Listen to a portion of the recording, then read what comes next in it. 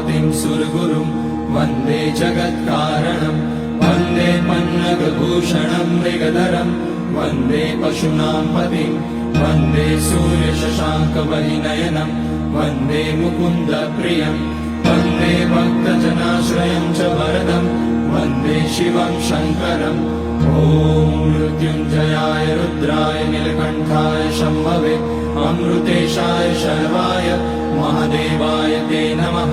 नमस्तेऽस्तु भगवन् विश्वेश्वराय महादेवाय त्र्यम्बकाय त्रिपुरान्तकाय त्रिकाग्निकालाय कालाग्निरुद्राय नीलकण्ठाय मृत्युञ्जयाय सर्वेश्वराय सदाशिवाय श्रीमान् महादेवाय नमः।